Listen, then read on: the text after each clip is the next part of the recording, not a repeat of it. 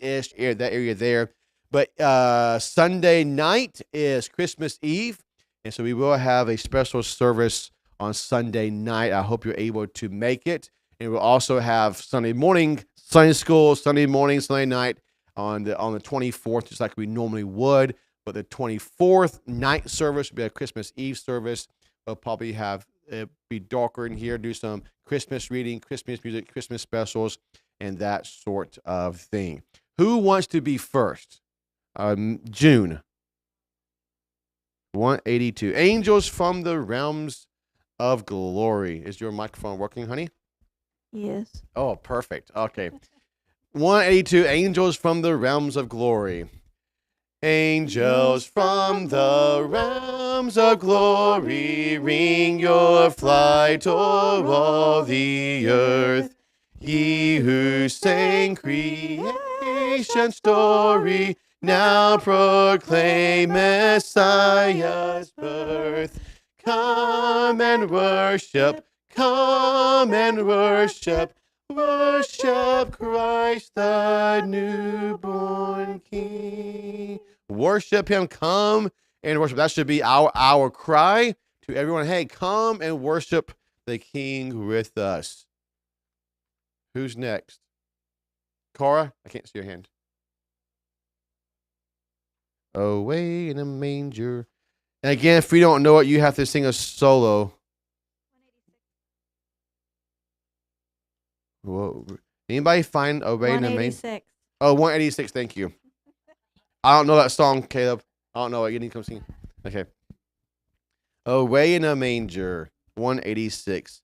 Away in a manger, no crib for a bed. The little Lord Jesus laid down his sweet head. The stars in the sky look down where he lay.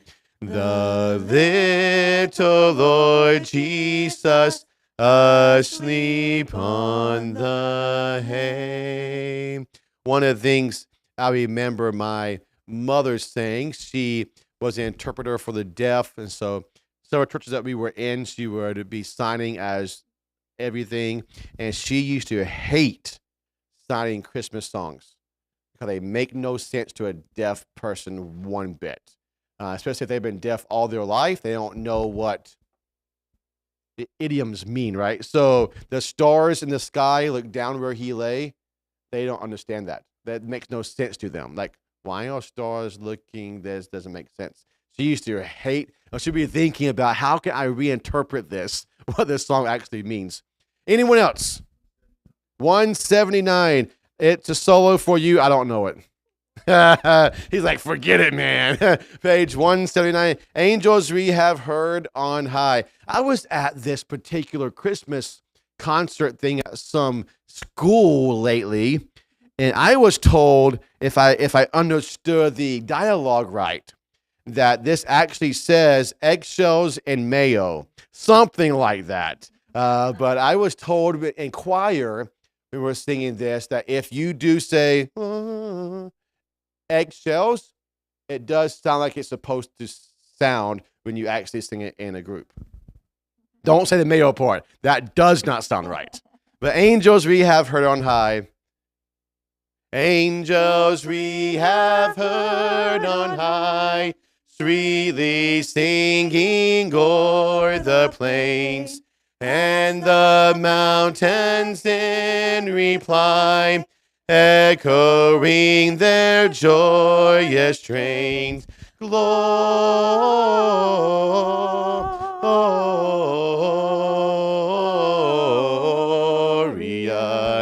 in excelsis Deo. Gloria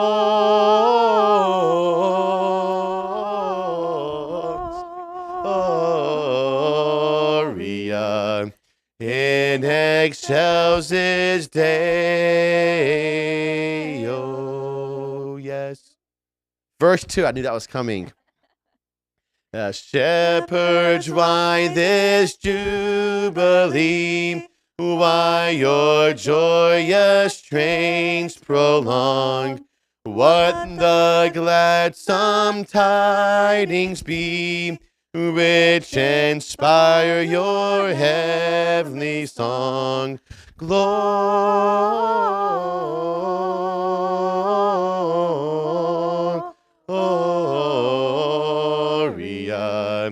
in excelsis Deo.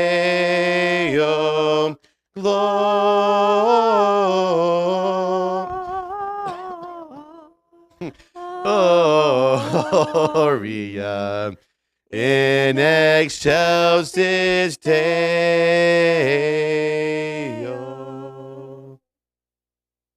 Caleb. Again, if I don't know it, you guys sing a solo. I hope I don't know it. That doesn't sound familiar, buddy. Hark the herald. Oh, 181, sorry. 181, hark the herald angels sing.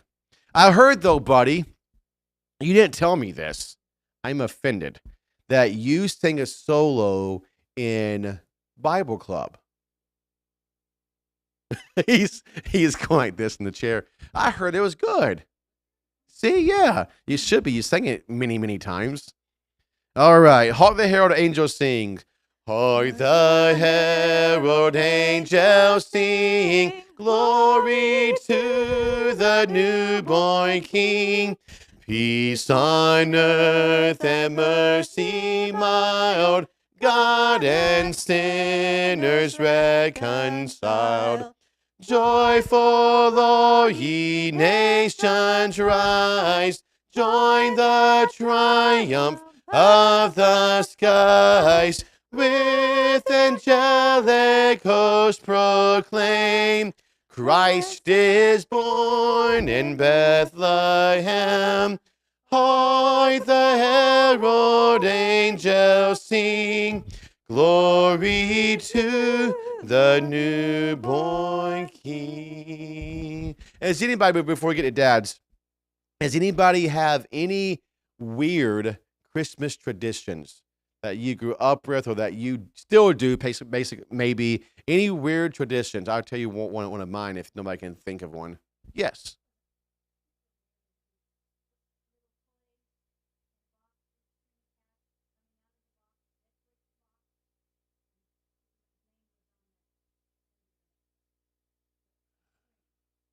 Oh. Oh, that's kind of cool. That's kind of cool. That's not weird. That's cool. I want to do that with food. Have some good food, some bad food. You have no idea what you get. Chris?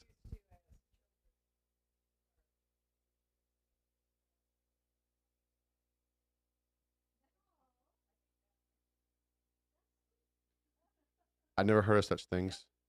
What's a wood stove? That's kind of cool, though. Did you think that it was going to Santa Claus? Oh. Come back. My dad can't read that. Bring it back. You have a tradition, Caleb? Oh, no. Oh, boy. Yeah, buddy.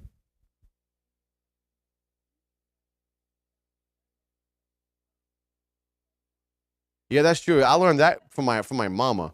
My mama would have a trash bag. As you opened it, you put the Christmas paper in the trash bag.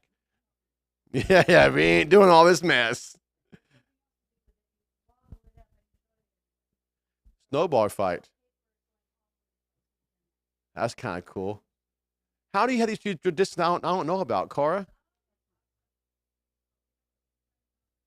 Yeah, we never do. We still won't today, this year. No, it varies. It varies. Yeah, so our tradition is, since Dad is here, that because we would go to my grandma's house on my dad's side at some point, and my mom's family, either Christmas Eve, Christmas Day, different times depending on how it all went. So we never opened our Christmas gifts on Christmas Day. I don't think ever did we, as growing up, maybe once or twice. And so usually what happened is we would talk Dad into opening the gifts whatever church service is before Christmas. So if Christmas fell on a Tuesday, we would say Sunday night we're talking down and open the gifts after church. So usually after church, if it was on a Saturday, it would be Wednesday night that we would open the gifts.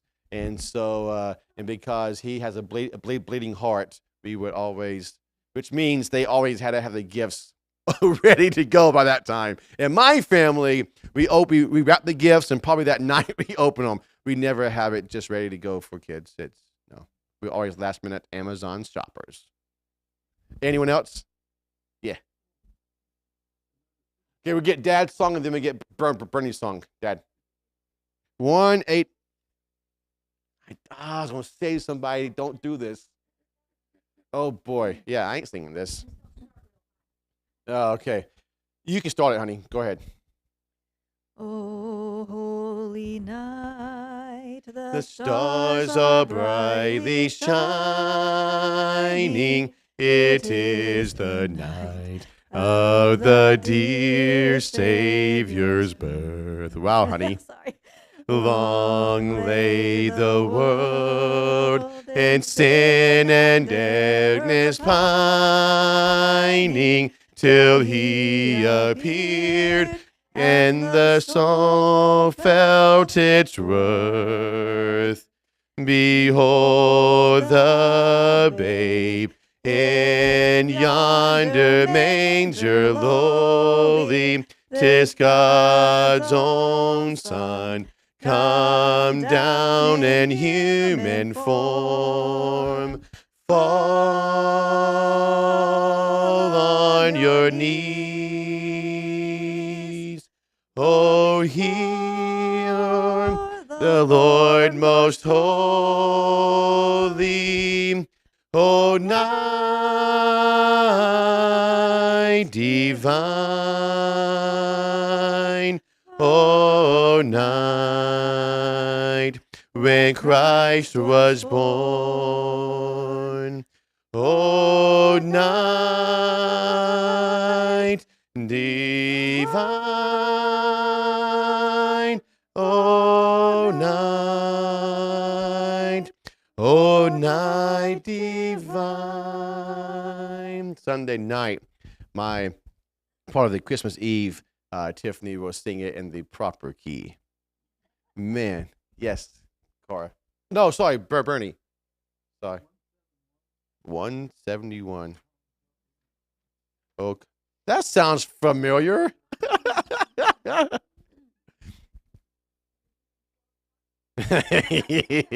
Oh, come, Emmanuel.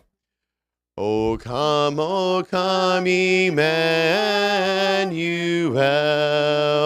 and ransom captive Israel, that mourns in lonely exile here, until the Son of God appear. Rejoice, rejoice, Emmanuel shall come to thee, O Israel. Last one. Sue. Why are you talking like a southerner? 196.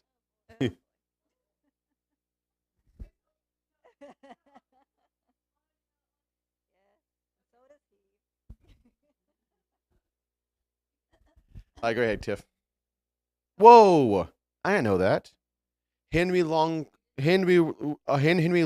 wrote this song. Probably did, but I used to memorize poems from that guy. Huh? Go ahead, Tiff. I heard the bells On Christmas Day, their old familiar carols play, and wild and sweet the words repeat, of peace on earth, goodwill to men. Luke chapter 2, please. Luke chapter 2 is where we're going to be. Luke chapter 2. This is interesting thought. I used to listen to preachers preach, and they would say something to this effect. Boy, I'm preaching this message because it was preached to me, or God did a work in my life. I was studying the book of Luke, or this chapter, and God did a work in my life first. This particular message really hits home in a special way in this particular Christmas. So Luke chapter 2, and I have memorized this passage since I was probably 6, 7 years old. Heard this passage, preached from this passage, I don't know how many times, but this is a thought that the Holy Spirit gave me, stuck out in my mind, and I pray that it would be the same in yours as well. I entitled the thought, A Sovereign Christmas. No matter what happens in life, God is in control. It doesn't matter where we go to, what happens, God is in control. And sometimes I put myself in Joseph and Mary's shoes sometimes, as they are traveling in Luke chapter 2 and the whole Christmas story is playing out. I wonder the conversations that Joseph and Mary may have had. The Bible never tells us all the conversations, all the words that are being discussed. As they are going to Bethlehem, as they're making this journey, I wonder what they're talking about. I don't think it's like, oh, hey, Mary, how's the weather outside? Oh, I wonder what kind of thoughts they were thinking. I wonder if Joseph ever said to himself, man, why do we have to go on this particular day? You are a child with the Messiah, and yet we have to make this trek on a donkey. All of these things aren't playing out the way that I envisioned it. I am a planner by nature. I've asked that question before. I'm not going to ask it again. Some of you in here are planners by nature. Some of you ain't. Y'all live like, oh, let's do this. No, this. Oh, this is great. I like to plan things out. And when things don't go to plan, sometimes I think, oh, everything is ruined. My dad is in a baking kick. He's going to fix us some cookies and some pound cake while he's here. I cannot wait. And he's going to look at a recipe, or from his mind, put the exact ingredients that is needed. I don't bake. But I was told that when you bake, you just can't say, oh, a little bit of this, a little bit of that, hope it comes together. It has to be like a science, exact measurements. Everything comes together for the purpose. Sometimes things happen in life that we don't expect, and they come together for a purpose that God knows. A sovereign Christmas is what we're going to look at. Luke chapter 2, verses 1 through 3. And it came to pass in those days that there went out a decree from Caesar Augustus that all the world should be taxed. And this taxing was first made when Cyrenius was governor of Syria, and all went to be taxed, every one into his own city. We can just ask open here, what is his own city? Where they were born. So if it happened today, Dad would be flying to Georgia to Albany, correct? No. Tifton, close enough. Not really. I was born in Valdosta, Georgia. Tiffany was born in Beaverton, Oregon, so not a long trek. Some of you I was born right here, and I've never moved. So, Carl will be going to Georgia, Caleb to Florida, Cody to North Carolina. Poof, all over, right? And so here is what it started. Here is the trek. Here's what's going on. Can you skip the 4 stages of the life of a man and go to the God is in control slide, please, Cara. We pause for this commercial break. Crest. It whitens teeth.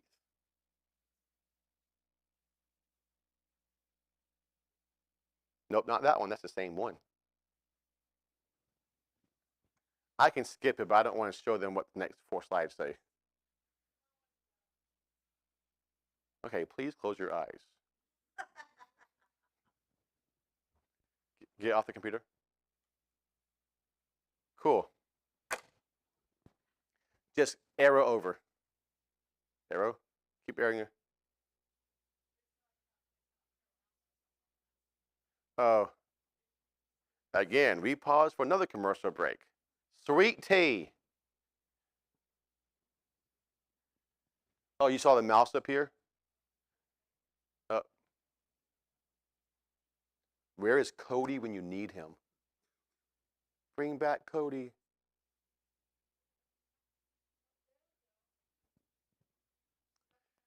Speaking of that, God is in control. Here's a thought for this message. God is in control. God uses the circumstances in our lives for our good and for his glory every single time. Although it does not appear that way sometimes in our finite mind, our finite eyes. That God is always in control. In Luke chapter 2, verses 1 through 3, God is in control even though they were being taxed, even though they had to do some things that they may not have wanted to do. This Christmas may be a Christmas. You're going to have to do progressive slides, honey. This Christmas may be a Christmas you have never experienced, or this Christmas may be the last Christmas, like the ones you have always had. That thought hit me last year, and it hit me this year. I remember, 92 and Grandma passed away, 92. You hear songs about going to Grandma's house for Christmas. That was my dad's mom. It was Christmas. It wasn't Christmas until we had Christmas at my granny's house. The year she passed away, it was not the same sense. And then as a kid, I loved Christmas with my mom and dad. We would do these fun things, or mom would do fun things, or we would sing songs or have it on different days. And then I get out of my mom and dad's house. Now I'm like, Christmas ain't the same. And then now we have our own thing that we do. This Christmas may be totally different than you ever have before. But remember this. Remember the Christmases in the past. Enjoy the Christmas of today. Because God is in control and nothing has taken him by surprise. We don't like to think about this. It'd be great if this did happen, though.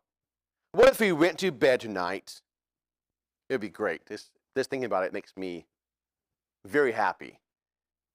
We go to bed at night, we all close our eyes, and then we wake up, go to bed on Christmas Eve. After church, we all go home. We all go to bed. We wake up in heaven. Wouldn't that be amazing? Man, to have Christmas in heaven. Boy, oh boy, wouldn't that be a great thing? But let me say this. No matter what happens on this earth, God is in control and deserves our worship and praise. There were circumstances in Luke chapter 2, we'll get to them, that happened that we would not have chosen for the Messiah. If you said, hey guys, we're coming together as a Charleston Community Baptist Church committee.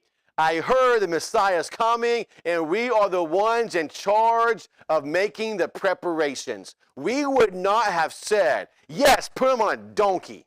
Great. Yes, have him born in a manger. Great, isn't that the great? No, we would have said, where's the best place we can be? All of these types of things, and no doubt, if Joseph was like me, it says there was no room for them in the inn. We don't know.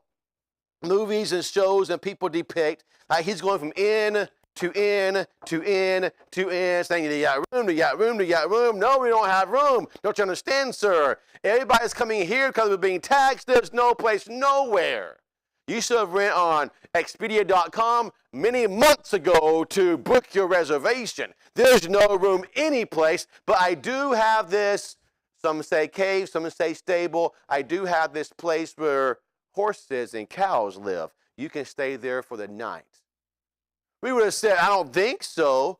Maybe Joseph is thinking, that's not what Mary deserves. That's not what Jesus, the Messiah, deserves. But guess what? That is what God planned. He is in control. There are three things that could not be avoided in the Christmas story. We will only look at one of them. The first one is this. There was a circumstance that could not be avoided, verses 1 and 2. Well, I just think that this year my wife is with child. I'm not going to Bethlehem to pay taxes. No, that wasn't an option at all. He had to go. That circumstance could not be avoided. That trip could not be avoided. The second thing, verses 6 and 7. And so it was that while they were there, the days were accomplished that she should be delivered. And she brought forth her firstborn son, wrapped him in swaddling clothes, and laid him in a manger, because there was no room for them in the inn. There was a cradle that could not be avoided, which means the birth of Jesus happening at that moment of time could not be avoided. I don't care what Caleb said in the script. Tell that baby to get a move on. I don't care what mankind did. It was not going to be avoided that Jesus the Messiah was going to be born at that moment, at that place, at that moment in time. The third thing is this. Matthew chapter 2, we will not go back there, but Matthew chapter 2, verse 13. After he is born in Bethlehem, they go to a house where he's now a young child. The wise men come and they meet King Herod. What does King Herod say? Oh, I want to worship him too. Please tell me where he is and I'll join you. Did he want to worship the Messiah? Absolutely not. He wanted to kill the Messiah. The wise men did not tell them. And guess what happened to Herod? It's okay, it'll be all right. Oops, they must have forgotten. He was wroth and wanted to put a decree out to kill all babies 2 years old and younger. Angel came to Joseph by night and said to flee to where? Egypt. The third thing is this. There was a crisis that could not be avoided.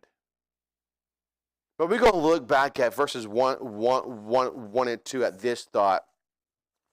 There was a circumstance that could not be avoided. There are some circumstances in our lives that cannot be avoided. Here is, it says, a decree, an imperial order from the king. Caesar Augustus ruled from about 27 BC to 14 AD. That's a long time. He was the first emperor of the Roman Empire. He established the first firefighting force and police force in Rome. He commanded 170,000 soldiers and maintained the Roman roads throughout Italy. Thus, the decree that all the world should be taxed. Somebody's got to pay for this road, for the police, for the fire. Doesn't sound familiar to us, right? So therefore, he has to say, hey, you have to come to where you were born, and you have to pay the taxes. Often, the declarations and demands of our society are in opposition to the plans that we have made. Boy, we all, voting is coming soon. But it is coming soon. We all have plans. This, if I had my way, this is what the government will look like. But guess what?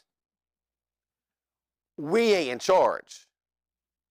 And God says, you may have a plan, but I also have a plan. We'll get to it in a minute. I don't want to skip some things, but think about Esther.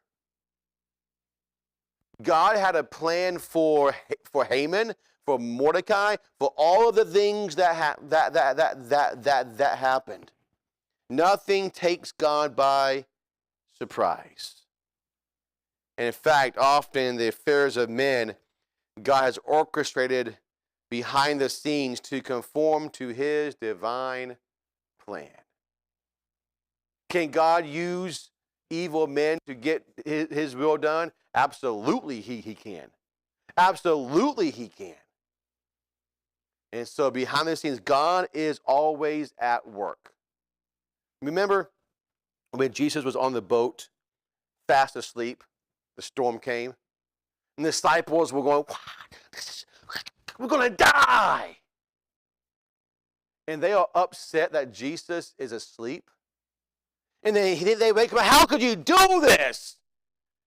I picture this. He just calmly gets up. He may even make his bed. Calmly goes to the top of the ship and just says, peace be still. They're like, whoa. I've said this before. Did you know, or have you thought about, the disciples could have been just as fast asleep as Jesus was in that storm if they had trusted the maker of that storm? Did God say, oh, no, you're telling me there's a storm outside? Oh, I didn't plan for this. What do I do now? That never happens.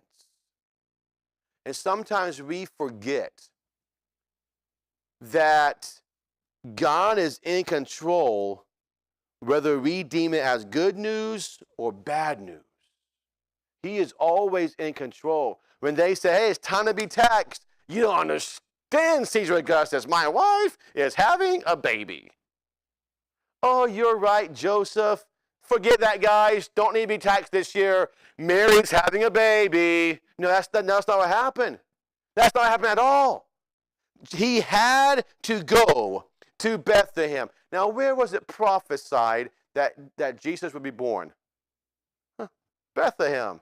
I wonder how God orchestrated that. Through Caesar Augustus. Through somebody who did not believe in God, who was not a Christian at all. Life is full of unavoidable circumstances. Things that we just cannot avoid. I don't know why I tell stories about my dad when my dad is here. Oh wait, I know why. We were Saturdays.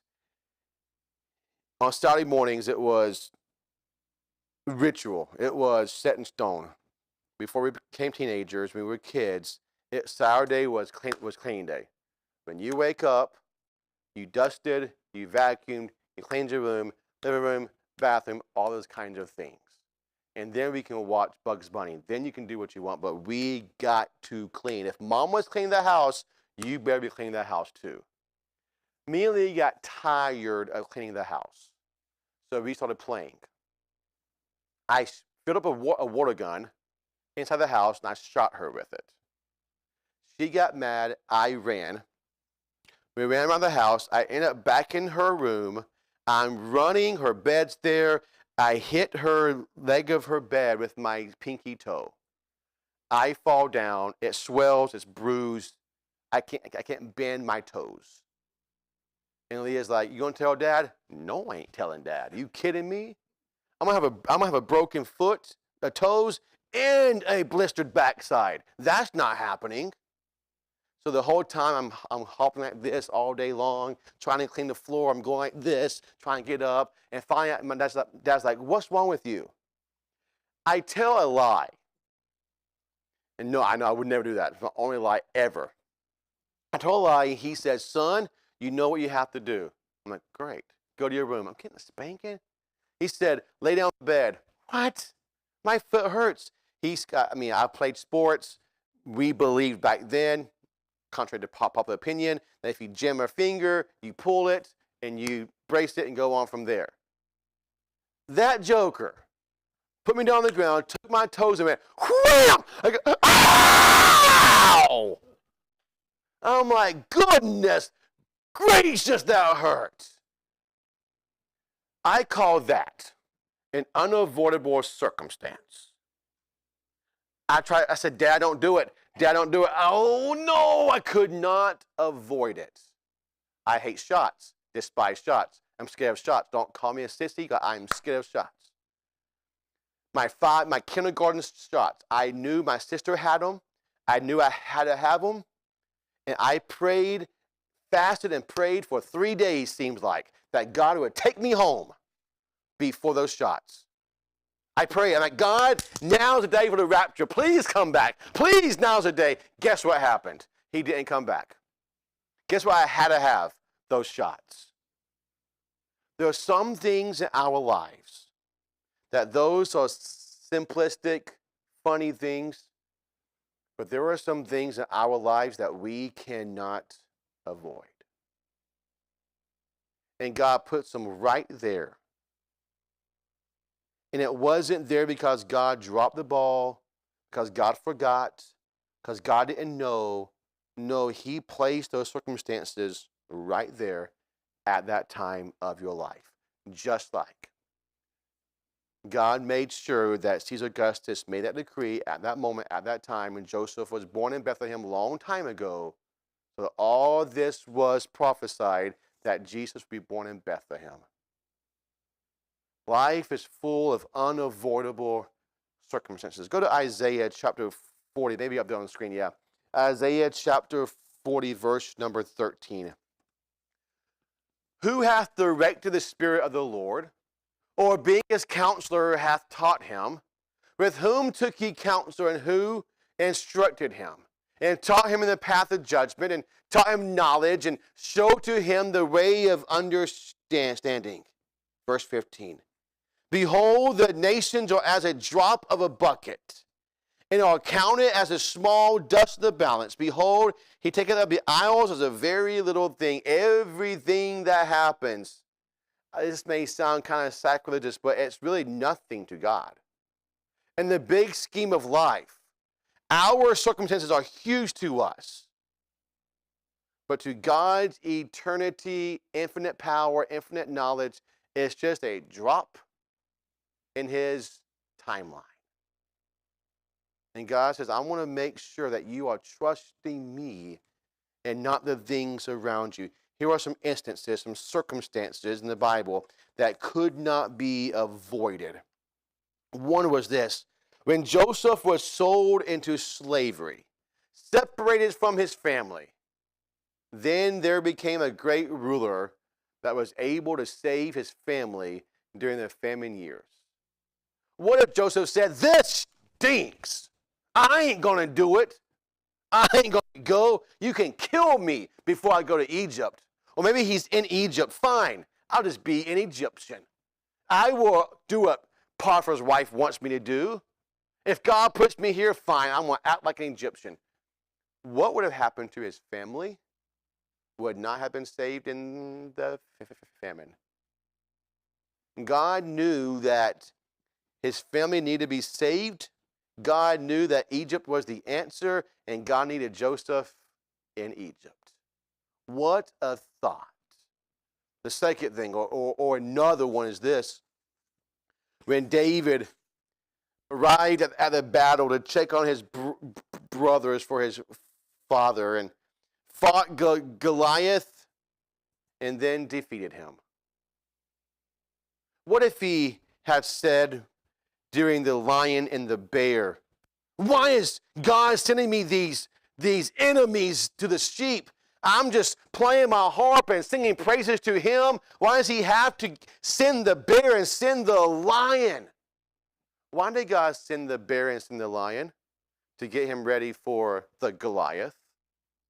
And that's what he says, that, hey, I took care of the bear, took care of the lion, and you ain't nothing because I come in the power of God. The third one, or another one is this: Daniel taking captive in Babylon. Well, that's not fair. Why are you taking me captive?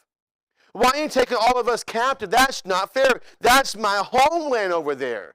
Why are you taking me out of my homeland to a crazy place? Nothing like where I grew up. Because God had a will, God had a plan, and Daniel needed to be in that spot at that moment because that's what God had designed. I mentioned Esther, the placing of Esther as queen of Persia, saving her people by exposing the wicked plot of Haman to destroy all the Jews in the kingdom. What if Esther said, well, it's not fair. I'm a Jew in this particular kingdom. Well, this ain't going to be good. Why do I have to be queen to that king? God says, for such a time as this, I need you right there. And what about us? Have we had unpreventable circumstances affect our plans? But then we found out, oh, that's why.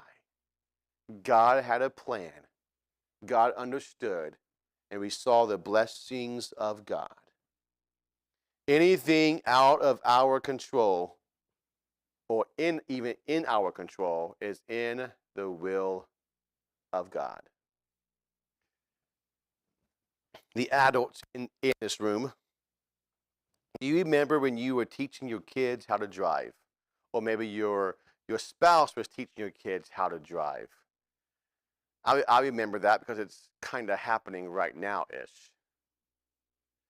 I remember thinking the first time that Cody got behind the wheel and the first time that Cara got behind the wheel. You know what I'm thinking? I have no control. I can give directions with my mouth, but I have no control. I wanted the cars that has the other pedal and the other steering wheel too, but that's not possible. I can't just jump out, although I felt like it a few times. I can't just jump out. I've got to trust the person with their hands on the wheel. Do you know who has their hands on the wheel of our life? God. We got to trust Him. We have got to trust that even though we have no control over the situation, Joseph had no control over the situation when it came to being taxed and going to Bethlehem. It is in God's will. Our hands are off. And God, I don't understand why. One day I may or I may not understand why. Either way, I'm going to trust you. Charlie Brown. Anybody watch that every Christmas? Of course you do. There are some movies that we watch almost every Christmas. Most of them were black and white movies. But Charlie Brown, wasn't a big fan. Thought it was dumb. No offense. In the Charlie Brown Christmas special, Charlie Brown, if you ever watched it, just couldn't get into the Christmas spirit. His friends tried to cheer him up, those kind of things. Thus, his little friend Linus observed and said this: Charlie Brown, you're the only person I know who can take a wonderful season like Christmas and turn it into a problem. Like, that's interesting. How many times do we take a wonderful season as this and turn it into a problem? And sometimes it's not on purpose. Sometimes it's of Satan's enticing and temptations. Hey, this circumstance is bad. You have the right to be mad. Boy, this Christmas is going to stink because this. This Christmas is going to be weird, odd, bad because of this. And we start dwelling on that instead of dwelling on the blessings, the peace, and the joy. The last song that we sang, peace on earth, goodwill to men. It's hard for us to give joy if we don't have the joy in our hearts. I'll end with this thought. Let's not turn Christmas into a problem because of our personal circumstances. Again, this Christmas may be a Christmas you have never experienced ever before. Or this Christmas may be the last Christmas like the ones you've always had. Before I left for college, summer of 2001, and y'all think, boy, you're just a young whippersnapper. Right behind the ears. Yes, I am. I used to tease my mom the summer before, the last year that before I left. I knew when I left for college, I would find a wife. Sorry, I was hoping to find a wife, or at least pay enough money for somebody to eventually say yes. Find a wife, get married, have kids, and not come back to the house to live.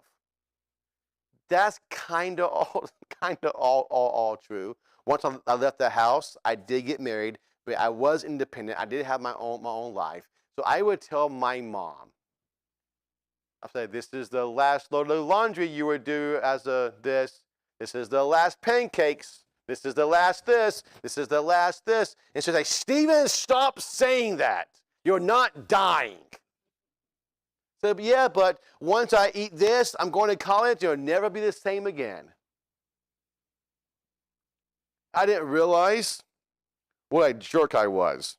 I was trying to be funny to pick on my mom until Cody left the house. And I told Cora, or I told my dad, or my sister, I said, next year, when Cora leaves the house, I'm going to be a wreck. I don't know how to live. She is like, no. It's not home without, it's a carless home. If you never experienced that before, I don't recommend it. And I'm going to be thinking to myself, boy, this is the last Christmas that Cody and Cora will be here. I'll just have Caleb. No offense, Caleb. And then Caleb is going to leave. Boy, this is the last Christmas. Just be me and you, honey. Even this year. Did you get me something this year? Nope. Did you get me something? Nope. Okay, we'll go with that. Let's just spend our money on the kids. We're fine with that. Just the way it is. So there's going to be Christmases that this may be the last Christmas. I mean, we don't know. It may be. I do not know. Tiffany may pass away before next Christmas. We don't know circumstances. Sometimes we think that what is now will always be. And we don't cherish the moments that we have. Or we're not thankful to God for the things that we have while we have them. Or maybe this is the first Christmas like you never had before. But either way, God is in control. Whether it's future circumstances that will change or the ones that have just changed, God is in control. Don't let circumstances determine the joy of the Christmas season in your life. Let's pray to God. Thank you for all you've given us. Thank you for this time that we can come and worship you. There are some unavoidable circumstances that we have. You put them in our lives. You give them to us. Help us to realize that they are from you. Satan may say, look what I did. I messed up your life, but it's not. God put them in there for us to learn a lesson, to trust him. Help us not to lose the joy of Christmas, that you are the reason for this season because of some circumstance that we can't get our minds off of or our eyes off of. We love you, just now I pray. Amen. In case you were